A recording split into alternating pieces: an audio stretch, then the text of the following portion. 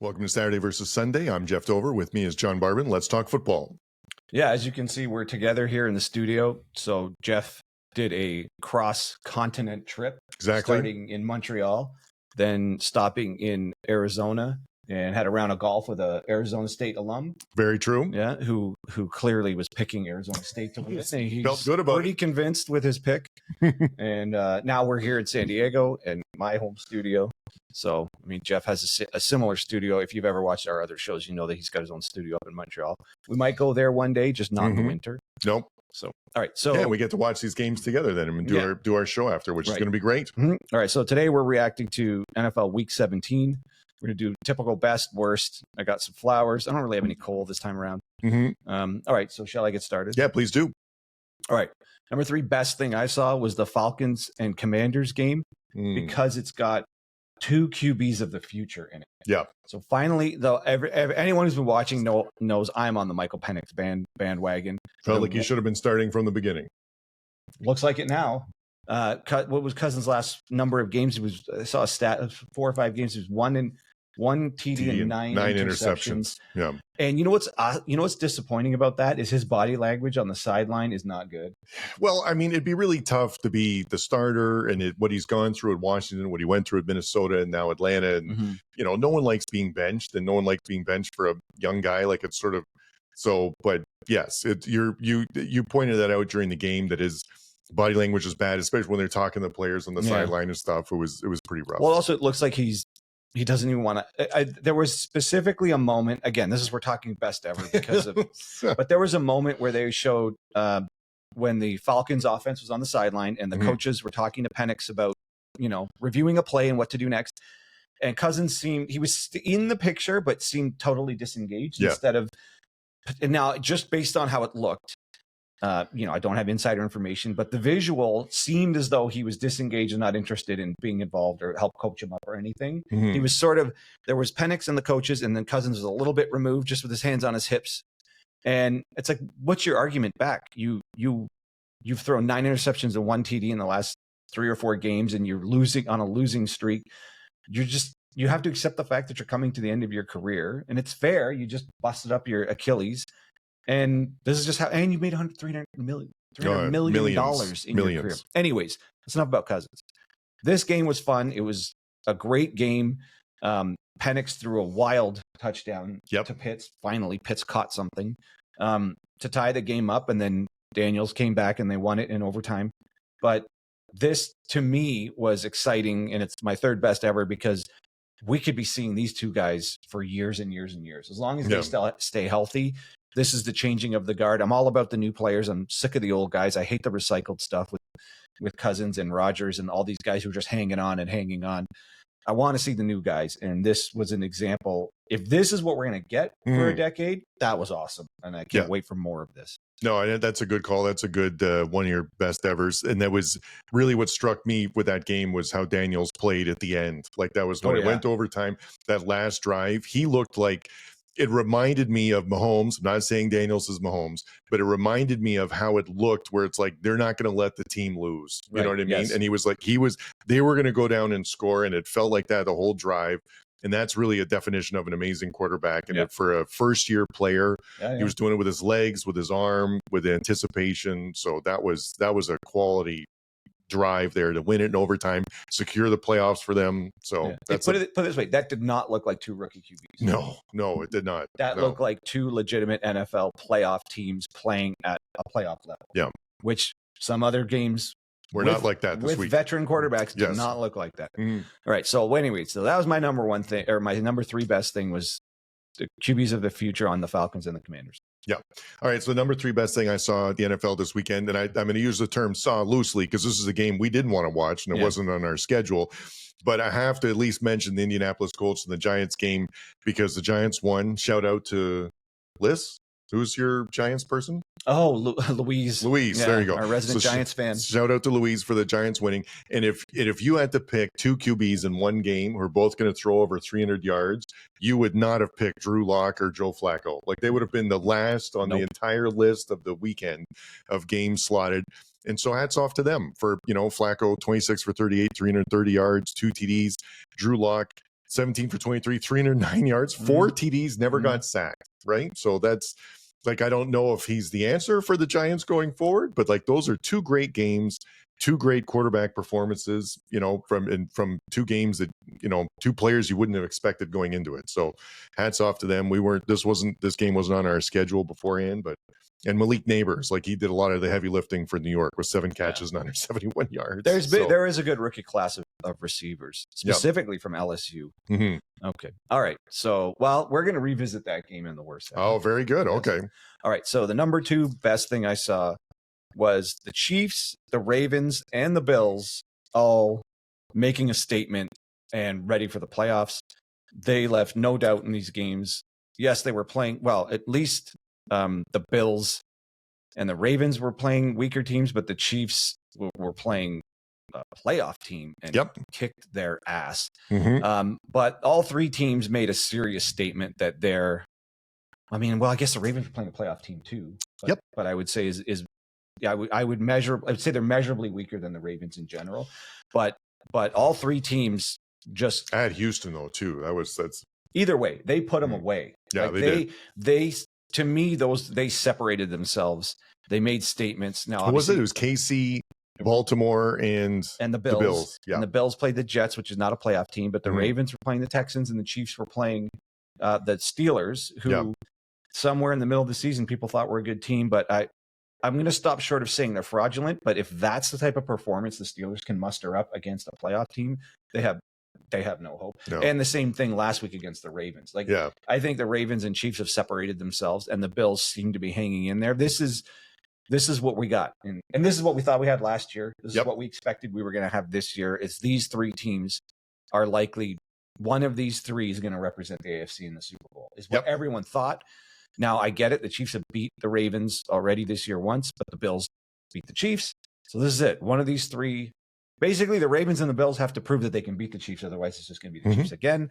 But you were mentioning this earlier. It would be really, in a previous episode, it would be a bummer if the Bills put in a stinker against the Jets, but instead they put them away. And it was a statement type game. So good for the 3 of them rolling into the final week of the season, showing up like any one of these 3 could be the AFC representative. Yep. No, I think that's a really good point. That's a really good point about the timing too, right? Like there's just one more week and then we start the playoffs. And so you want to be peaking now, right? Where everything's working and all 3 of those teams, as you pointed out, are peaking right now and against good teams, right? And so, no, that's an excellent point. And that's exactly, how you'd want to have it, where you don't want to limp into the playoffs. You want to be hitting all the things and all of them. Part of it was some of the running game from Buffalo looked good, which hadn't been this year. Worthy looked really good for Kansas City, an individual effort too. So that's, a lot of things are hitting for them. So that's a good one. We were reviewing the box score for the Chiefs Steelers game, and the Steelers ran for 200 yards on them. That's crazy. And so when you look backwards from the box score and not know the score of the game, you would think it would be closer than it was. The Steelers even had time of possession by a couple of minutes. Yeah. So it seems as though it was relatively even. But if you watch this game, there's a 0 chance. The Chiefs had them. The Chiefs were dominant from the start to the end without Chris Jones. And their defense just smothered the Steelers. It was, the gap between if that's truly representative of these 2 teams, and that's the Chiefs minus Chris Jones, they're in completely different leagues, the Steelers and the Chiefs. The Steelers have, I said it last week, and I'll say it again. They're 1 and done in the playoffs. They're not getting by anybody playing like that. No, and that's and crazy. They had Pickens. Yep. No, that was affecting our bets going into it. Yeah. No, but if you like, it's a good point about the box score. If you run for 200 yards, that you should be in a competitive game, if not dominating it. And it was not that at all. There was no point in that game where they were in it. No. So the second best thing that I saw in the NFL this weekend is related to yours and it was more about Baltimore specifically and more about their defense. So that's been a huge turnaround. We talked for a few shows this season how Baltimore was scoring a lot, but the defense was not working, and that was a real concern going into the playoffs because you can't win. You can't do a deep playoff run without having a quality defense. So they've fixed it. Like in the last few games, they've only given up like 9 touchdowns over 6 games or something like that. Yeah. And this was a particularly dominating effort at Houston, where Houston did not score any points on offense. The only points they got was a safety, right? So not even a field goal. So they didn't even give up a field goal at Houston. So that was a really, hats off to them for fixing the defense, because if that continued to be a problem, they were not going to make it far in the playoffs. And, so they've fixed that. Now they're, just like you said, they're in the same tier as Kansas City and Buffalo in the AFC. So that needed to happen. And not that they weren't, but their defense needed to get back into this shape for anyone to take them seriously against the Bills or the Chiefs. Absolutely. Yeah. You're not winning. You're not going to make a deep playoff run without a very good defense. So. Especially after watching the Chiefs do what they did to the Steelers. Completely dominating and Buffalo. On both sides of the ball. But they shut out the Jets, and the Jets only scored twice in garbage time. That's the only reason why that. Otherwise, it was 40-0, the whole game. So the Ravens. So all three of them showed up big time. Yeah. All right. So all aspects of it too, like foot offense and defense. Yeah. And specific to your point with the Ravens putting it all together, because I still think people hold out some, even though the Bills beat the Chiefs in the regular season, I still think the average NFL fan, if really pressed, who's going to get the Chiefs in the playoffs, I think you'd still say the Ravens.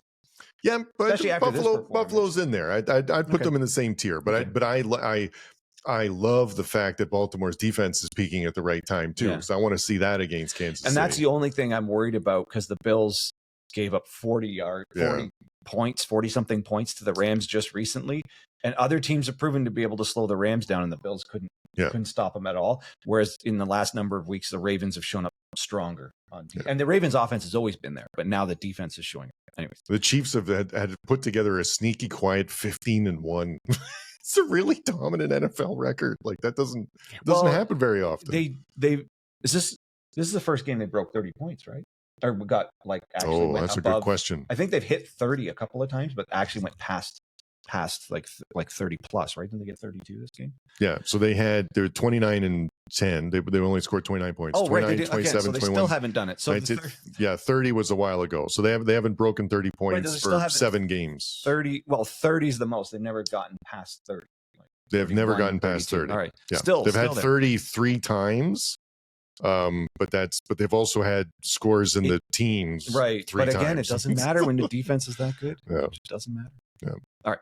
Number one best thing I saw this weekend, we've got the shirt today, is the Bengals staying alive in a wild game where the Bengals defense did Burrow no favors, and neither did the kicker or the clock management. Think about that. Think about all the stuff he had to overcome, because that's a lot you just listed. I saw a stat showing that his statistics right now are as good by this, whatever this is, the one with one game to go. His stats are as good as 2 of Rodgers' MVP seasons, at least 1 of Brady's MVP seasons, and 1 of Manning's MVP seasons. Yeah. And my guess is if he doesn't make the playoffs, he won't even be considered for the MVP yet. That's the kind of performance he's having. And some of the argument there is, well, if that performance doesn't get your team to a degree of success, how can it be the most valuable? But I mean, he's single-handedly keeping this team in games where their defense just keeps failing. They could have beat the Ravens both games. The Bills were wildly high-scoring, and they were right in there with the Chiefs earlier this year too. So it's not his fault. It's the defense just keeps letting them down. That's a good argument about the MVP, because is it the most valuable player, or is it the best offensive player? And so people argue that back and forth about and you have to be on a winning team, but you would, like, if it's really most valuable player, if you take Burrow off the Bengals, they don't win anything. They're 8-8 with him. What are they without him? Like it'd be winless. Exactly. 0 wins. No, he had 39 completed passes. It's 39 for 49 for 412 yards, and he got sacked 7 times. Like that, like he's what he's overcoming while he's also running for his life. Yeah. Anyway, so good for him for staying alive. He's to me, besides the 3 teams we just highlighted, the Chiefs, the Ravens, and the Bills, we have data and history of the Bengals with Burrow being one of the only teams that can get to the Super Bowl and get past Mahomes. Mm-hmm. Well, actually, out of all of these teams, they're the only one. Yeah. These other teams, the Ravens and the Bills, can beat the Chiefs in the regular season, but they haven't proven they can do it in the playoffs, whereas Burrow's the only one who has. So to make the AFC even somewhat interestingly competitive in the playoffs, I just think it's better when he's in there. Yeah. Because I don't trust anybody else. I mean, the Texans aren't going anywhere. The Steelers aren't going anywhere.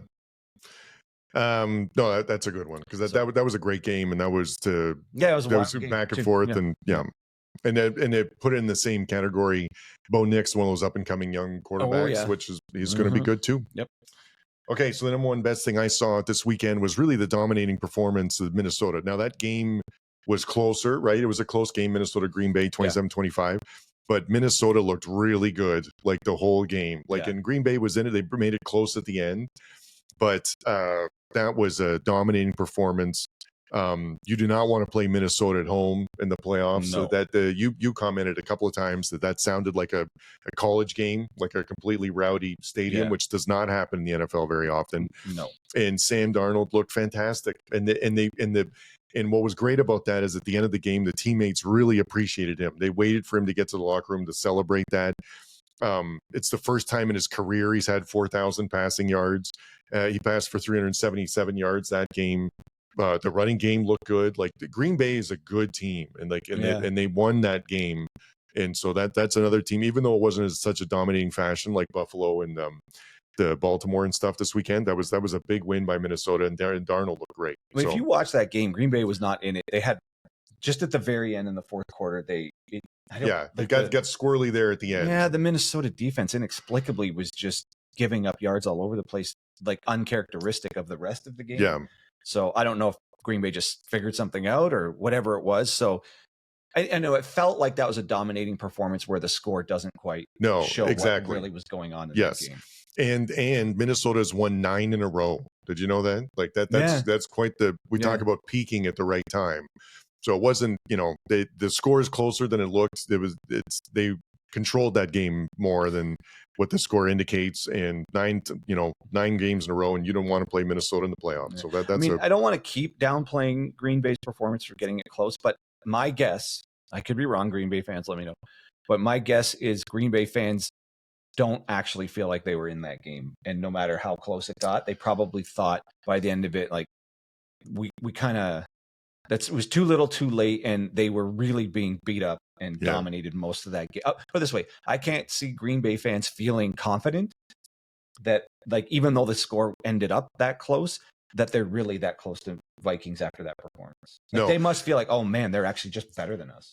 Yeah, but that's what it would have felt like for 3+ quarters, right? As a Green Bay fan. But the counter argument I would say was that, bad teams don't come back like that and make it interesting. Like that was they're not a bad team. No, and that was a good sign that they, like Minnesota had a lead, and they go to that prevent defense or whatever it is. They changed it up, and Green Bay took advantage, which was a sign of a good team. They took advantage and made it closer than it needed to be.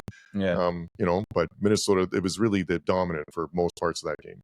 Yeah, I guess to put the final point on it, it would have felt closer, or would have felt more like even teams, as the Falcons and Commanders game felt like even teams. Yes. And some of these other games, they felt like the two teams were right there with each other. The Bengals and the Broncos also felt like basically even throughout the game. Whereas this one, at no point did it really feel like Green Bay could win that game. No. So until fourth quarter late. Yeah. All right, moving on to the worst ever. Yep. All right. Number 3, worst thing I saw, we're revisiting the Christmas Day games. The Steelers and the Texans limping into the playoffs. Ugh. I mean, they got their asses handed to them in those games. I cannot imagine either of these fan bases have any faith that they're going to win whatever game they're faced with in the first round. I mean, I don't know if they're going to face each other in the first. I don't know. I don't know what's going to happen, but unless they face each other, I'm assuming these two teams are out in the first round. That was an ugly performance by both teams. Texans didn't belong on the field at all. I mean, you mustered up 2 points on a safety. That's it. And the Steelers, not much to talk about there either, offense and defense. They couldn't stop the Chiefs, and they couldn't move the ball. So that was, I mean, they moved the ball running it, but couldn't score at all. Yeah. And I don't understand. I still don't understand how you run for 200 yards and not put up any real points. No. So this is not not confident entry into the final game of the season and then on into the playoffs.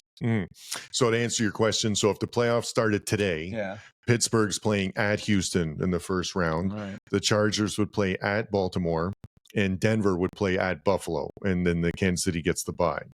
And then in the NFC, Minnesota would get the bye. Green Bay would be at Philly. Oh God, that's a tough first round matchup. Man. Washington at the Rams, and Detroit at Tampa. It almost so if now obviously things can change. Yeah. But if that's just a lucky draw for these two if they face each other in the first round. Yeah. Because neither of these teams, they're just not showing up well. Yeah. On their way into the playoffs. Yeah. Yeah, you'd as a Houston fan, you'd feel okay playing Pittsburgh. And as a Pittsburgh fan, you'd be okay playing Houston. Right. Exactly. Yeah. Okay. Number 3 worst thing that I saw this weekend was how are the Rams played that game and they won against the Cardinals and they clinched the division, as it turns out, this weekend with an absolutely horrendous performance. And it's just such a terrible limping across the finish line type thing to clinch the lead in their division. And it was just terrible. So the Arizona had 396 yards. The Rams had 257. So there was over 100 yards less. They only had 12 first downs. And the Arizona still didn't win. It's ridiculous. So they're not peaking at the right time, and I don't understand why they're. But that's 3 of the last 4 games they've won like this. Yes. So the other argument is they don't need to win just in shootouts; they can win these ugly games. I guess But I mean, they're really ugly. That's the positive way of looking at it. You're right about that. Yeah. This is your last 3 games: 12-6, 19-9, 13-9. God, that's brutal. So bad. So is that indicative? Where were we on the Rams unders? We should have been having that. I don't know. That is, I mean, is that really that their defense is that good, or they just played 3 inept teams? This has been a completely Jekyll and Hyde team. So we did 12-6, 19-9, 13-9, right? The game before that, 44-42, they beat Buffalo, and then they beat the Saints 21-14, and then they lost the Eagles 37-20. It's all over the map, But those 3 really low scoring games against. That's, I mean, Rams fans must be like, what? Look, we can score when. I guess sometimes we can score, but we can for sure shut teams down. They're not very good teams either, too. No, they're not good teams. It was the Jets and the Niners. I don't know. And they're not putting up a lot of points in those games either. No. I don't trust them. I mean, they're in the playoffs and good for them, but their division sucks. And that was the biggest surprise all year. Another worst ever is just the NFC West. What a mess of a division. What sucks is that because they're the division leader, they get to host the game, right? So it's Washington at the Rams. But I'd feel good about Washington. If that actually holds for next week through next week, that sucks for Washington. To have to go on there. Well, they're the better team and they're traveling to the Rams. Yeah, well, I mean, you know what? You can't say they're the better team, but that's why they've got to you make winning the division a priority, right? Yeah. So. All right. Number 2 worst thing. Number 2 worst thing I saw was the Seattle Bears game. Oh, what? Same as me. That's my number 2 as well. God, 0 offense. Seattle. Geno Smith's not it. It's something about also whenever it's on a Monday night and this one was on a Thursday night. It's worse when it's one of the standalone games, right? There's nothing else. Distract yourself with another better game. There's nothing else going on. It's just that's the sole game on the day, and for it to have it literally be unwatchable, 6-3. Imagine telling the Bears, I don't know, coaching staff, fans that you're going to hold them to 6 points. To 6 points. You're like, okay, so we're totally going to win that game, and you had no chance. No. You had no chance. Yeah. There was this is the box score. First quarter, field goal by Seattle. Second quarter, field goal by Chicago. Field goal by Seattle. Third and fourth quarter, nothing. Scores. Nothing. For a half. And we took Seattle 3.5. It's lost it by half a point. Yeah. That is pathetic. Also, that is pathetic for Seattle because they were still in the hunt for a playoff spot. And that's they win, but that's the performance you put in. They don't deserve to be in the playoffs. I think they're eliminated now too. Yeah. So in the playoff, the thing we just went over, they're not listed, right? But I think they're actually technically eliminated, and you put up 6 points, win or lose. 6 points that's not a real That's not a real playoff team if that's what you can muster up against the Bears. No. Yeah, they're eliminated, officially eliminated. Right. Yeah, you're right about that. Even after the winning. But on that same note, that's not too far off what the Rams are doing right now. So here's another sneaky thing about Seattle. So they're 9-7 on the season. You know what their point differential is? No, tell me. +2. Mm-hmm. So they've not surprising. 2 more points on offense than they have on even for the whole season. That's hard to do. Do you know what the point totals are like in some of the other divisions? Like +132, +35, +36, -152. What's the big one? The Lions, -9. That's a great question. The Bills are at +164. Oh, right. Eagles are +153. The Rams leading the division are at -14. That's not a good sign. Well, that's because that and the Lions are +194. Yeah. Good God. Yeah. Well, yeah. So those are like legitimate playoff teams, and then look at Seattle and whatever the Rams. And doing. And what's frustrating about that is that Chicago held them Seattle's a one-dimensional team. We've talked about that before. They have really trouble running the ball, and so you know what you're getting, and it's just Chicago couldn't execute anything, and it was at Chicago. Like Seattle's a tough place to play, so 6-3 at Seattle I would sort of get it, but it was 6 points for a team that has a shot at the playoffs.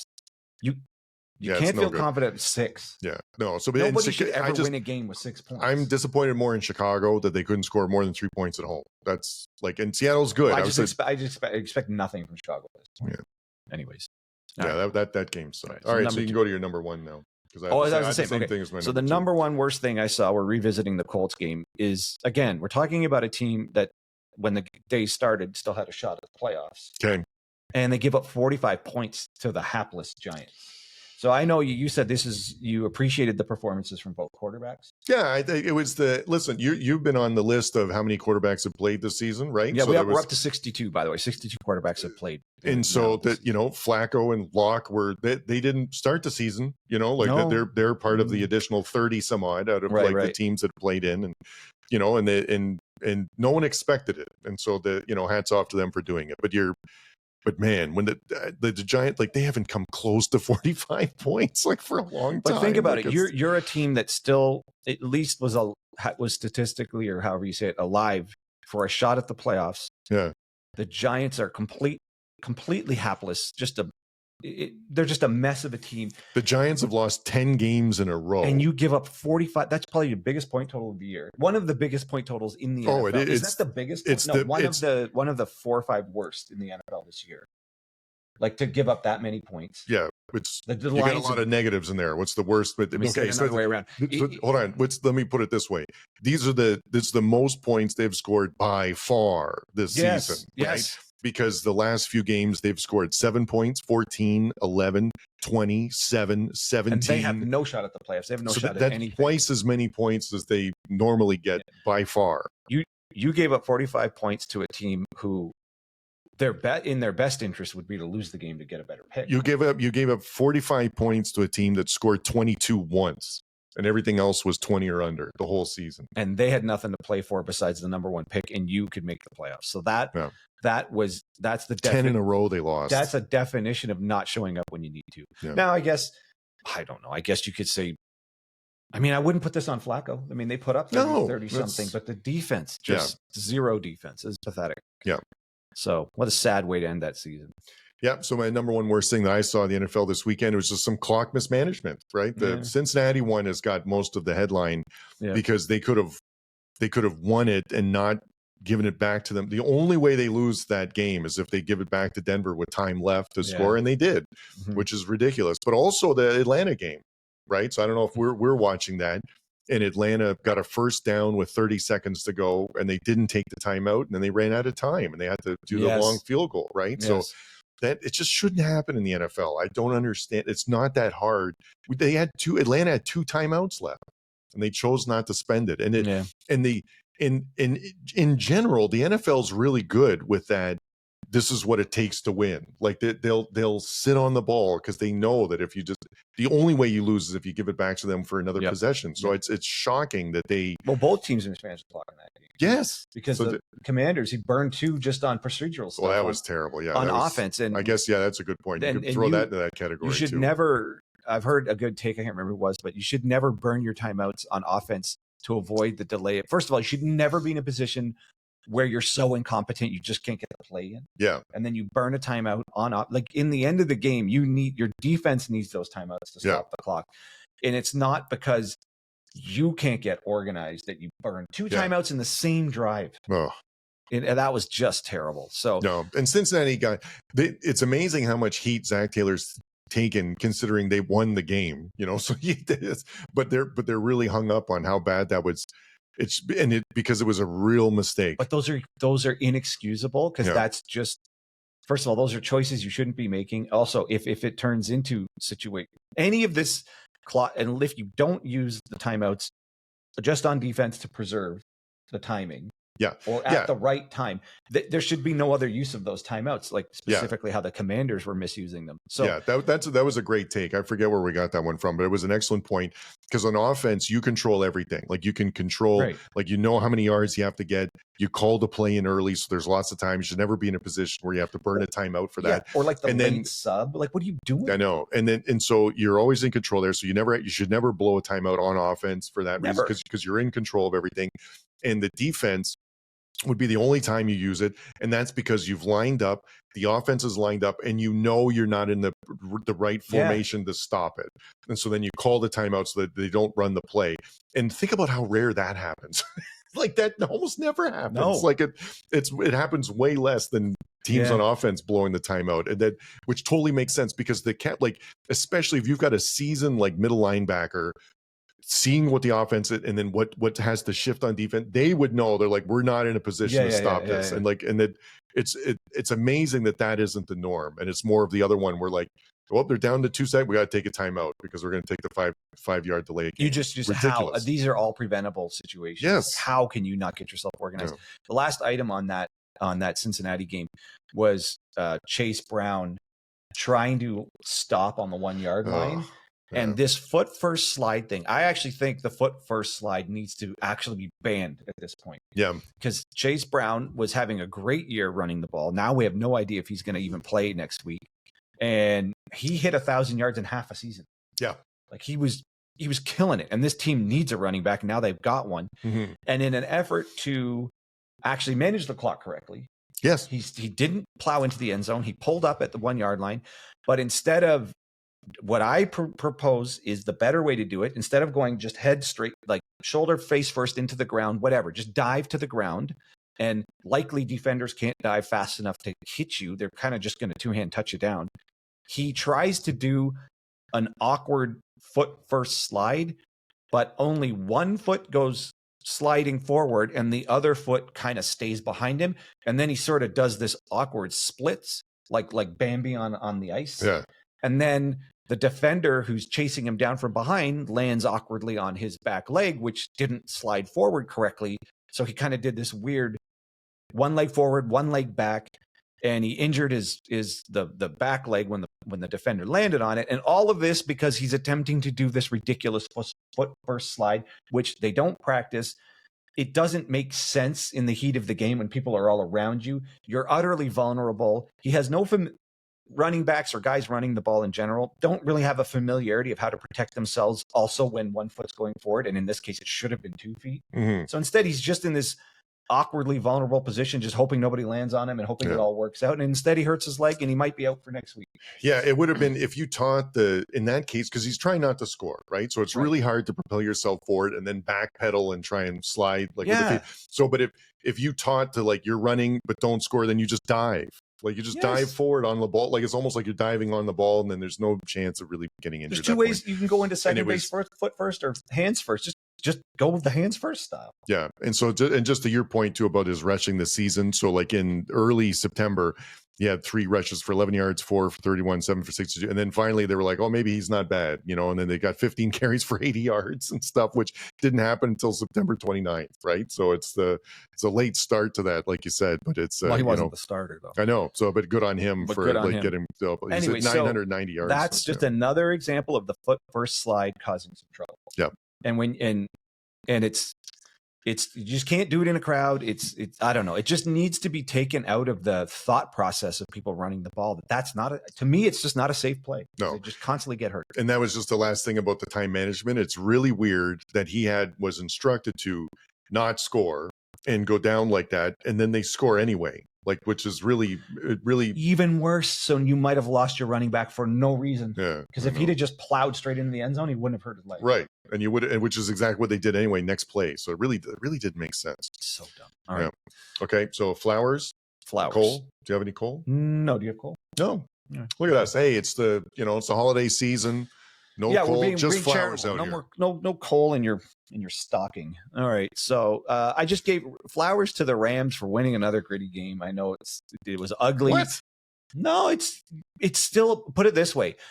In the face of these other teams going into the playoffs, like limping into the playoffs, like the Steelers and the Texans and the Colts blowing it with a chance. All right. Seattle putting up 6 points. This is more of the flowers that are on sale, like at Publix. You sort of get like on the way out in the checkout aisle. Yeah, with the leaves falling off. They're kind of ugly. Yeah. They don't have good color either. Anyways, good for some flowers. Put it this way. The Rams get flowers for winning an ugly division this year. Fair enough. How's that? Yeah. So then we've got Derrick Henry. Just, again, you do not want to be down on Baltimore, right? Baltimore with the lead, and then they just feed it to him. And he had 147 yards, and you can't stop him late in the game. So I'm excited to see him in the playoff. That's what I would love to see. Baltimore playing Kansas City in a meaningful playoff game, and Baltimore with a slim lead and just handing it to Henry and just forcing Kansas City to stop it. That's I think their way to. I mean, that would be one satisfying AFC Championship game if they show up at full strength and Henry's having a real game. That was great. All right, flowers for the Bucs and Baker Mayfield taking care of business. They needed to win that game to maintain their chance at the playoffs. Yep. Because they haven't locked that division up. It comes down to next week between them and the Falcons. Yep. I mean, they'll play each other, but both are still alive. And they took care of business. They put up a ton of points. You get 5 passing touchdowns. Yep. So again, we got a Jekyll and Hyde situation with the Bucs, but they are one of maybe 4 or 5 teams that can routinely score 40 plus points. Yeah. There's just not many in the NFL that do it, and they're one of them. Yeah.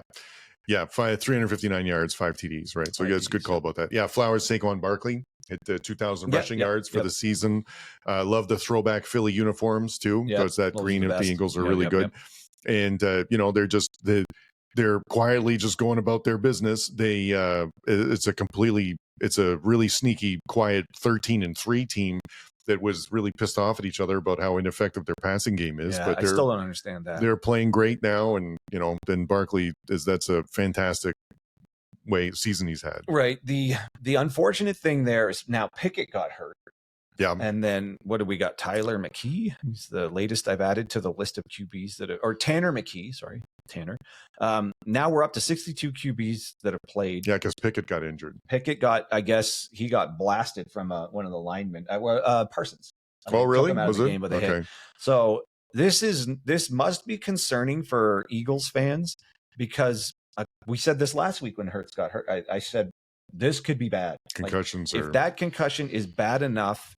I mean, we've seen with Tua, concussion put him out for 4 to 6 weeks. And Richardson last year. Yes, took him out of the season. Yep. So concussions aren't just shake it off in your back, or at least they can be much longer than a week or 2. Oh yeah. Like it can, like we've seen, it can take you out of an entire season. Yep. So I don't know if Philly fans have more inside knowledge than we do about this. Obviously, they're paying more attention to their local media, but of all the teams, we've got a handful that look like they can make a serious Super Bowl run, not just get there, but finish the deal. Yep. And this is the last team who you could have argued could have and should have beat the Chiefs in the Super Bowl. Yeah.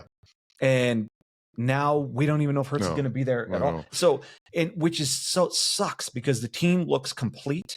They've nailed it on some draft picks on the defense. Yep. So DeJean and Vaughn, that linebacker, they needed serious patches needed to be filled in the defensive secondary, and they nailed it in the draft. Yeah. So this team seems complete at all levels on both sides of the ball. You're having an historic running back season right now with Barkley. Yep. Everything's there. And again, I said this last week, they seem to have sorted out their little spat controversy about the receivers. And now your star QB gets concussed.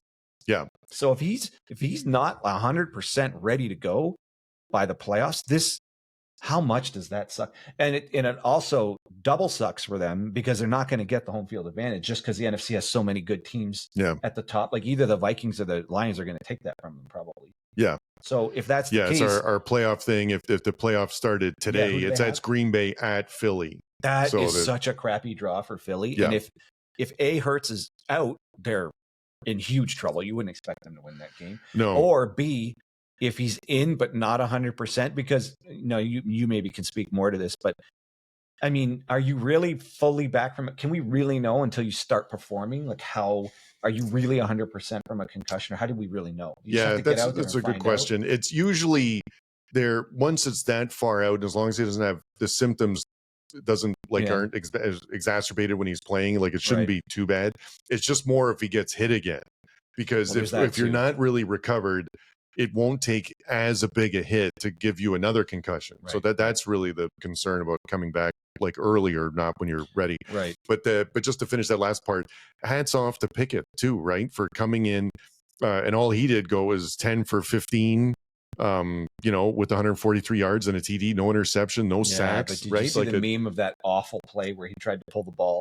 Yeah. And then you just threw it straight backwards. Yeah. So that it looks terrible. And and that's someone who hasn't played a lot this season, is trying to make something happen. Fair enough. I check it up. But but still, like that, to have, how many other teams would take your backup coming in, going 10 for 15 for 143 yards? And and then just crush them. They just crushed them.